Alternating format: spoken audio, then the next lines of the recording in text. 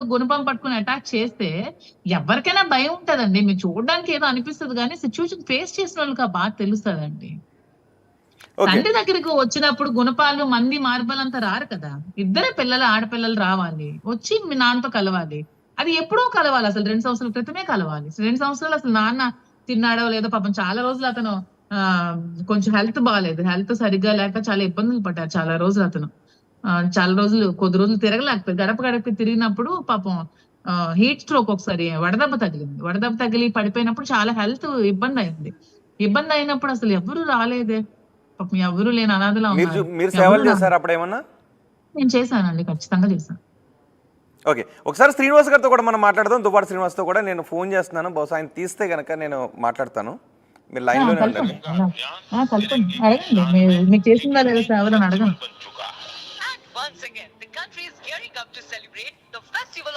Duvvada శ్రీనివాస్కి phone చేస్తున్నాను. నాకు video కనబడట్లేదు. ఏంటండి?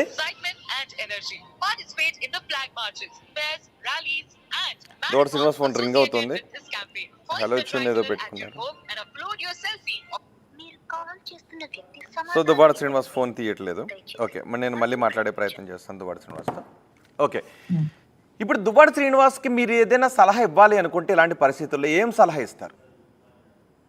నేను ఒక్క సలహా అండి. పాపం చాలా 5 days నుంచి చాలా స్ట్రగుల్ ఫేస్ చేస్తున్నారు. పాపం ఇంట్లో భోజనం కూడా పెట్టేవాళ్ళు లేరు పాపం. ఇంట్లో ఒంటరిగా ఉంటున్నారు పాపం.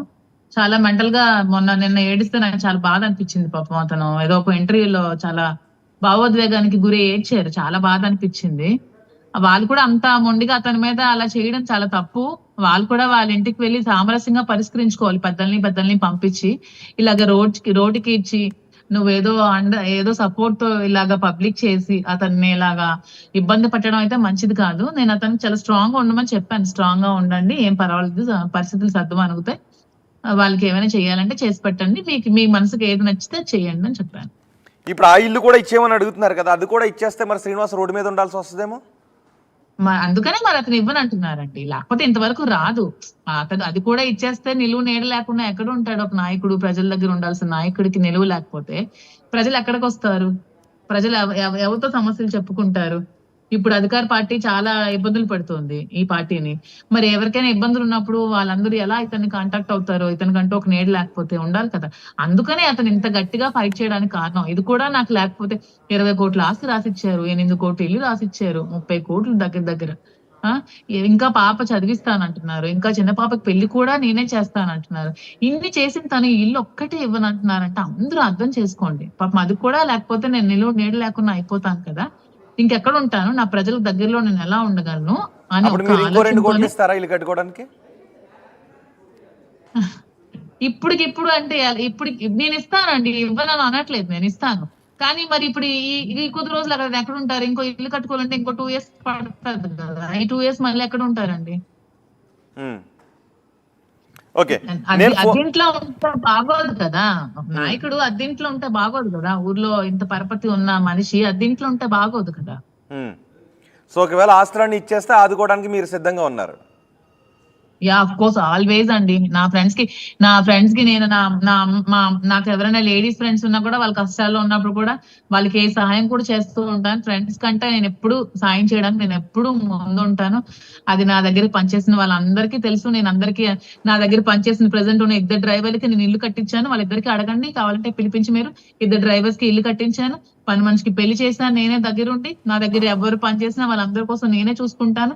నా దగ్గర చదువుకునే నా దగ్గర ఉన్న డాన్స్ పిల్లలు చాలా మందికి పేదవాళ్ళైతే వాళ్ళందరికీ ఫీజులు కట్టి చదివించాను. వాళ్ళందరూ ఒక అమ్మాయి చెప్పారా శ్రీనివాస్ కి పోతే పోయింది, ఆ ఇల్లు కూడా వచ్చేసాయి, నేను మళ్ళీ డబ్బులు ఇస్తాను, కావాలంటే ఇల్లు కట్టుకోవచ్చు, ఒక స్నేహితురాలుగా ఫ్రెండ్ గా అని చెప్పారా మరి మీరు?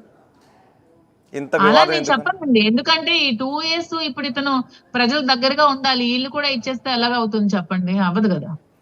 నేను అలా చెప్పలేదు. మీరు హెల్ప్ చేస్తారా అంటే చేస్తాను అంటున్నాను.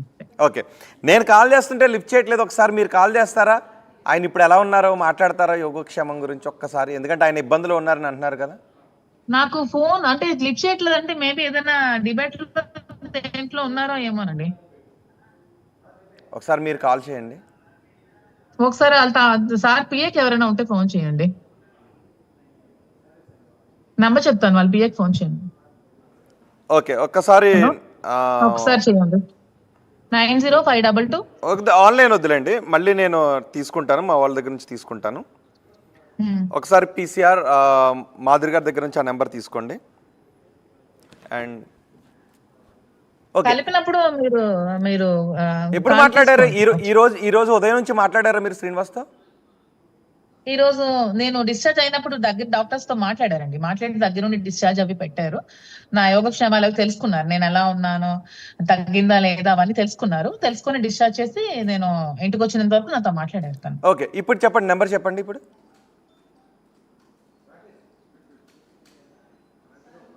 నెంబర్ చెప్తున్నారు కాబట్టి మేము యూజ్ చేసాం.